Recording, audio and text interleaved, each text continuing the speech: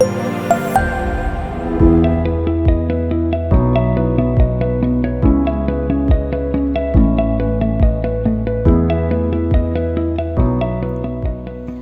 welcome Raga Olga de Silva to Queer 20, the cohort of 2021.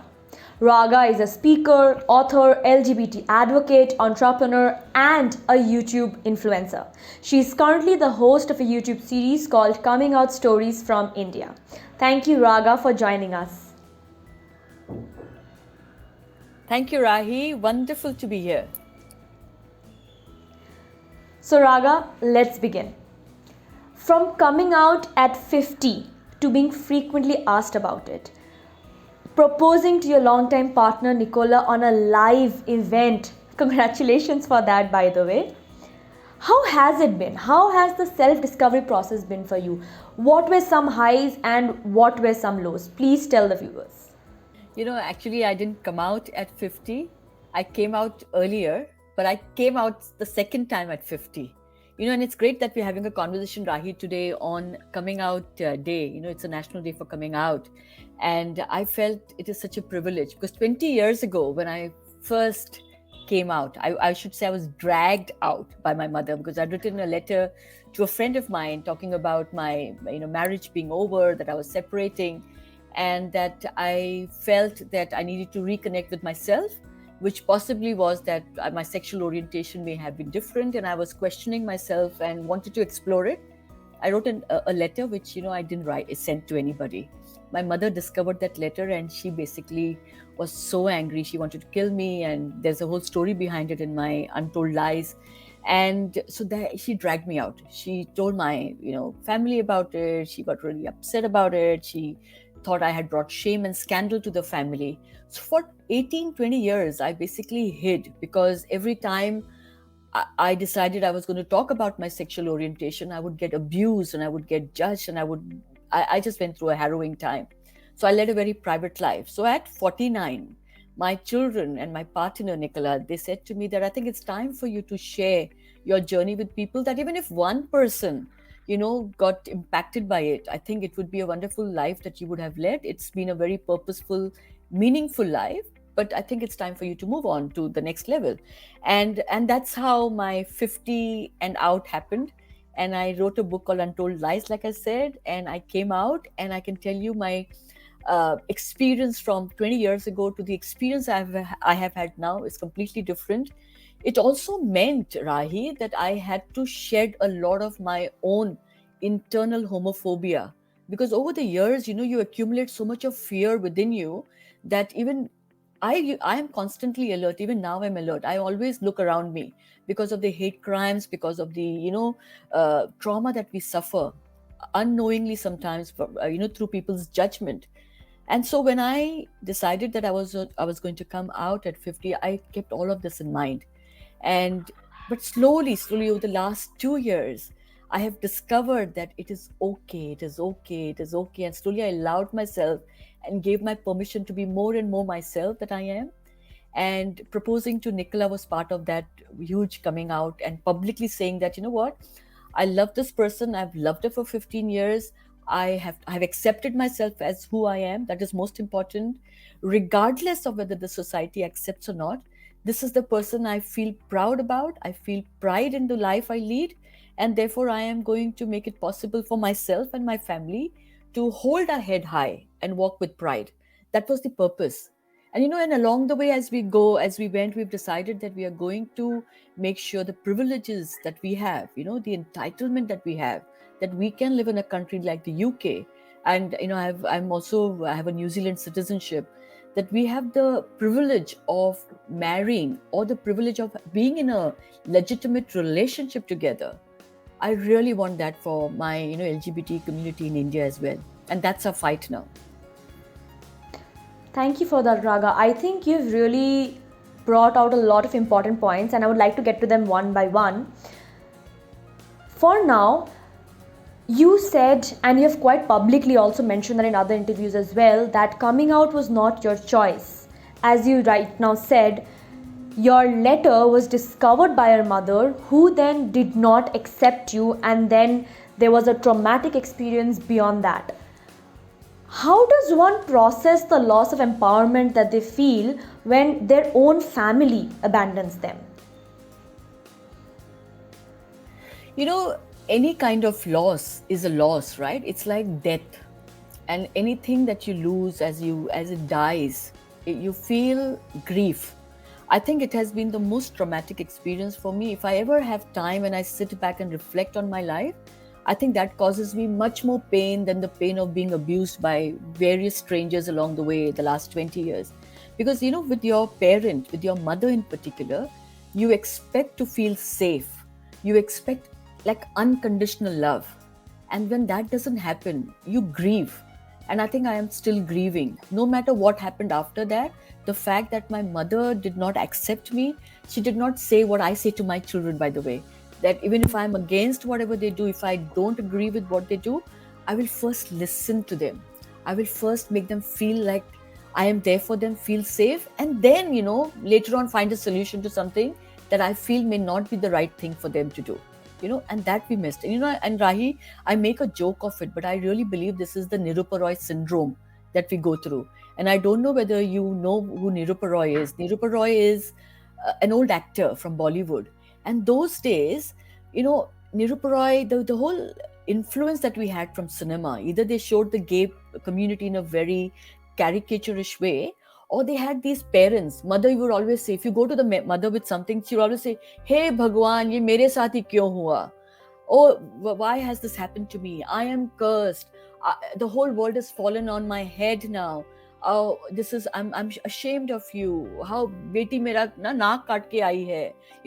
So all these things that we're so influenced by, our parents are us. We are influenced, right, by that. So we think that's the right way to respond. That's the right way to react, because it's so melodramatic. It's all about, but you forget that you make it all about you. Your child has come to you, no matter how old they are, they've come with something that they probably have rehearsed, feared for years and years. What you need to do is to hold their hand and listen, instead of making it all about you. And that syndrome, I really want to change. I want the mothers to know that this is not how you need to react. In addition to this, Raga, I would like to ask you, since you did talk about social media, representation in mainstream media, and internalized homophobia, a queer child also goes through the same internalized homophobia, right? And they have those negative feelings about themselves, about their own identity. So how does a child then come to terms with their own identity before they can even think about coming out to society? Again, the current generation has social media, but earlier there was nothing, and there was severe gross misrepresentation in mainstream media. There was no no representation, let's say, not even misrepresentation. In my growing up times, there were only men who were homosexuals. They were called homos, and they were really badly shamed, by the way. There were slurs on them, and, they were bullied. And that's why Nicola and I started this Coming Out Stories from India series, which sits on my YouTube, Raga Olga De Silva. The idea is to give people lived experiences which we didn't have access to. So therefore, when you came out, when you didn't even know the discovery process. People like me, I felt like if I had crushes on women or girls, that there was something wrong with me. So you hid. You got so scared about things like that. Or if you, even by mistake, you blurted out to a friend and said, "You know what, that girl is so pretty, she's so attractive," they would start pretending, behaving really poorly towards you. And they would say things. Why? Because the reference points that we had was really poor, right? Look at our films, like I just talked about. Look at our literature. We didn't really have reference points. So it is important for us, therefore, to become, the people that we want others to be. For instance, Coming Out Stories from India YouTube channel, or we write a lot about it. We have become a voice. There are many other voices in the community. It's important. So parents can listen to the struggles we go through. They can also understand that while we are different, of course we are different. Each one of us is different. But we are also not that different. Other than, we make this so much about sex. It's an orientation. It's nothing to do with sex. People hesitate to talk about it because they think if I talk to Raga about her sexual orientation, I'm going to bring up this word of sex. Sex is part of it. Intimacy is a part of it. But we are no different. We are so talented. Look at the community. We're very talented. But a lot of people don't get that opportunity, Rahi, because of the prejudices and non-acceptance. Absolutely. Absolutely. You also did mention how you and Nicola are trying to get members from the Indian LGBTQ community to share their coming out stories, to share their journeys, so that it gets more and more normalized. Do you think that other individuals in the Indian diaspora are doing their bit and that they are committing to this responsibility? I don't know about responsibility. I think each one of us has a responsibility to many, many, many things. But do we do it until we face that?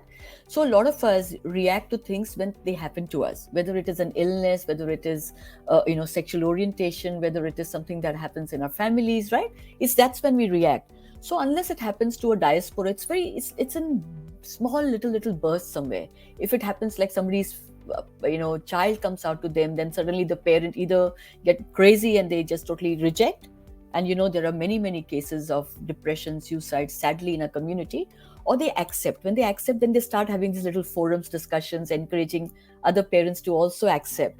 So from that point of view, there is this whole intersectionality also of me being and we'll come to that, I know. So the fight that we have is far bigger than the fight that we're talking about. Like, it's the fight is internal, then the whole intersectionality fight that comes in, and the spectrum that we are part of. Then we're talking about individuals, how do we manage, how do we become the voice. Then we're talking about parents, and then we're talking about the workplace, then we're talking about the government, we're talking about so many other pillars that we need to bring together to ensure that our fight is not just in one section. The fight is in difference. Like, if Nicola and I talk to couples, for instance, I'll just give you an example. In our community, there are interesting people who are together who've been long-term relationship. Okay? And there are people who don't believe that there are long-term relationships that exist in gay relationships.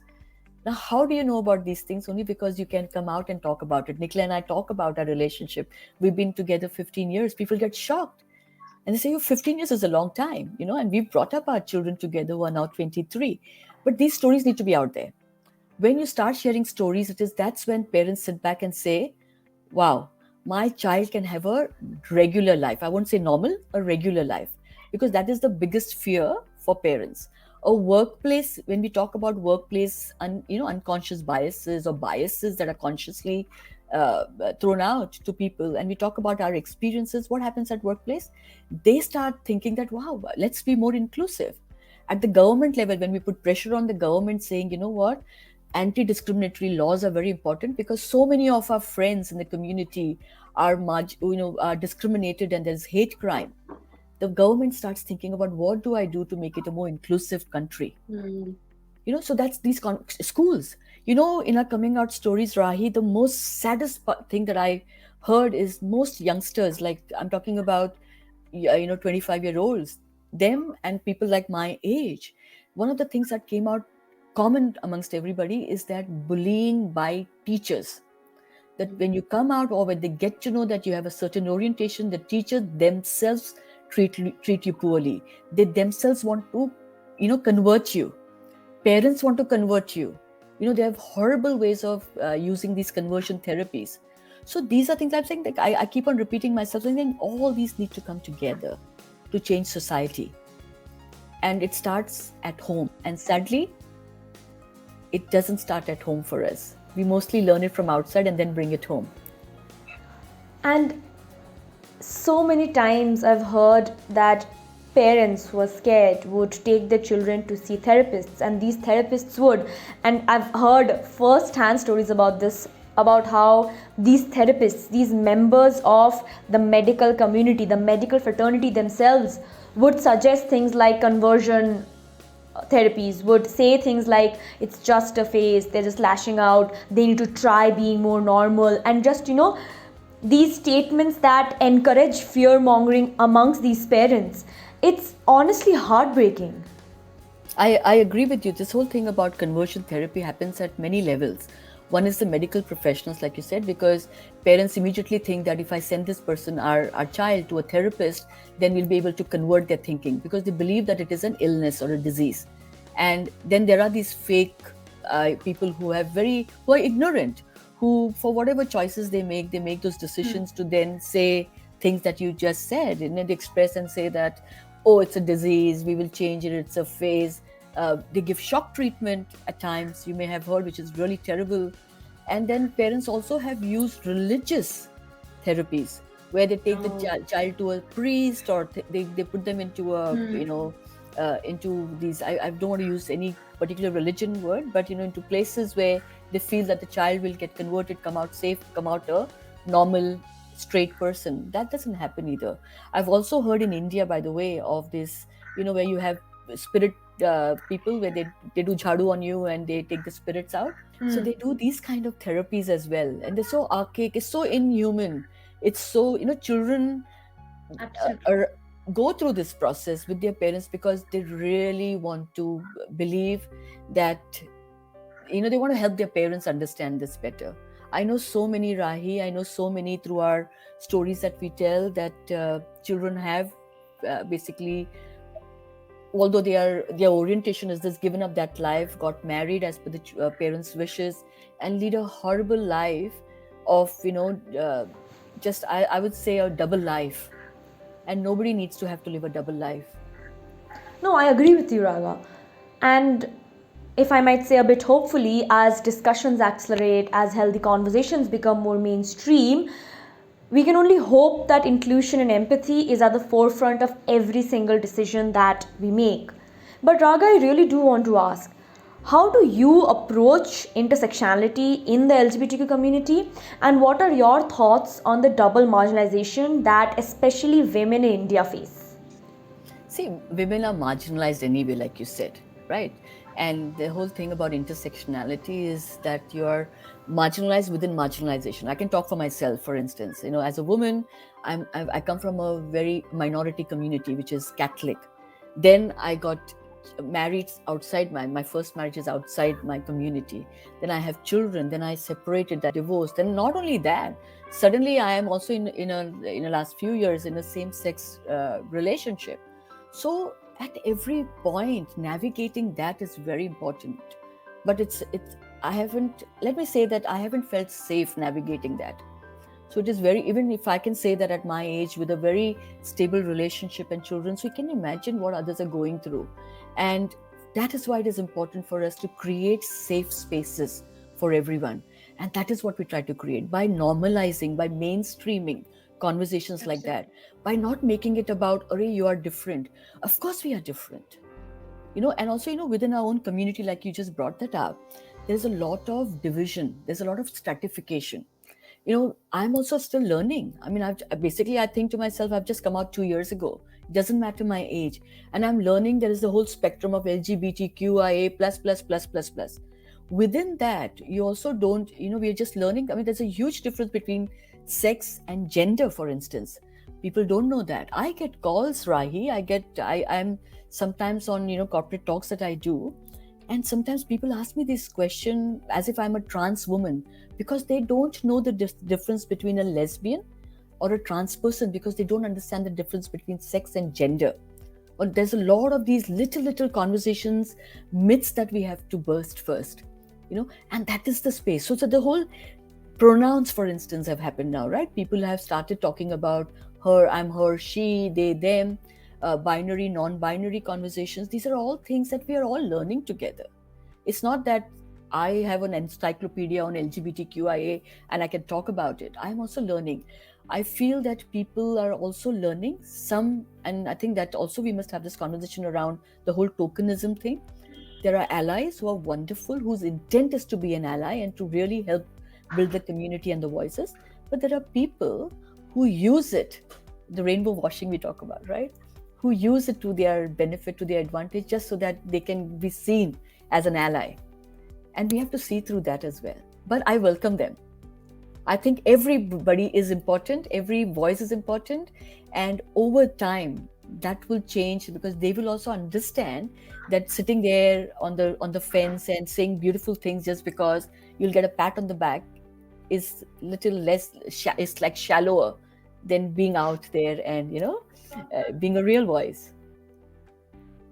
This topic of intersectionality and layers, you and Nicola as you have consistently said, that you are trying to um, ensure that the community gets a voice and they share more things. So you do recognize the privilege that you both hold. How have you been trying to pay it forward? Yeah, I mean, we are very privileged, but it hasn't come to us overnight. This privilege has come over 20 years. We have to remember that. And as I started the conversation, I said, I feel very privileged that I could come out. A lot of people cannot even come out. So when we encourage people, when we talk about us, why are we doing this? Apart from, of course, making all these legislative changes and getting people to understand the community, it is all very important for us that people, individuals, come out. Because the moment they come out, they're also giving motivation and inspiration to other people who are hidden to come out. And that is very important for all of us to do. So we use our privilege in a very, I could just sit back, Rahi, Nicola and we have a fantastic semi-retired life. We do our walks, we do our social life, I write books, I'm hosting shows. We could do that. Nobody even needs to know about us. Nobody needs to even care about us. But our purpose is different. We have realized that if we talk about it, if we showcase our life, I think a lot of people will be impacted positively. A lot of parents will be impacted positively, and a lot of people will, whoever, maybe one person comes out, and it's a cascading effect. One person comes out, that person then helps another person come out. So we use our privilege to be the voice. Like I said, I'm constantly doing shows, talking to corporate companies, schools, businesses, you name it. Nicola and I are going to be on a radio FM this week later. So we're constantly doing this in India, within the diaspora. You asked me earlier, and I'm sorry I didn't fully answer that question. Like the diaspora, also we participate in a lot of events, and they invite us here as a couple, and they talk about it, and they say, this is our Nicola and Raga. They don't say same-sex couple or anything. So we are making it mainstream, and we are hoping that through these social events, through our own acceptance of ours, first of all, that we are able to show people that we are just a regular couple. We have the same problems or choices that we make on a daily basis. What to eat, who's going to cook, who's going to clean the house, who's going to do the gardening, and who's going to buy the grocery. Same problems. Well, a squabble here and there. Yeah. Oh, in our case, it is about we both want to cook and we both want to do the housework. So that's the only difference. Okay, Raga. So we do have to come to an end. That was very informational. But before we end, I would like to do a small rapid fire. So essentially, to all the questions that I present to you, maybe one sentence as answers. Ready? Sure. Okay, Raga. So starting with, what does pride mean to you? Living my truth fully. Okay. And where do you think we lack inclusion the most in India today? I think we're lacking inclusion in our homes. All right. And where do you see inclusion maybe in the next 50 years or so? Rahi, I'm very hopeful for India. I see anti-discriminatory laws. I see legislation, towards same-sex partnership marriages. I see families being more open. I see cinema showing us in the right light. I see creative literature. Everything that happens around same-sex partnerships and relationships, very positive. 50 years, I won't be around, but I hope you record the legacy. Sure, Raga. Okay. When and how should the awareness of a person's spectrum start? Right from childhood. I think we're all responsible for that. School level, home, like I said, home, it starts with home, school, then workplaces, government, friendships, allies at every level. Lastly, if you had one message to give, what would you say to first parents? Show unconditional love and make your child feel very safe. Government authorities. Anti-discriminatory laws are very important, and make same-sex partnerships and marriages legal, please. India Inc. leaders. Just be open, be inclusive, be diverse in your thinking, be equitable. And lastly, to the youth leaders of the queer movement. Be the voice of the community, be the voice of change. Thank you so much, Raga. And I really do hope that in 50 years we have an equitable society, as you have mentioned. Thank you again for being a part of the Queer 20, the cohort of 2021. Thank you, Rahi. Wonderful to be part of this conversation with Ego Monk. And I wish you all the best. And I hope that our voices reach many, many, many, many millions over time.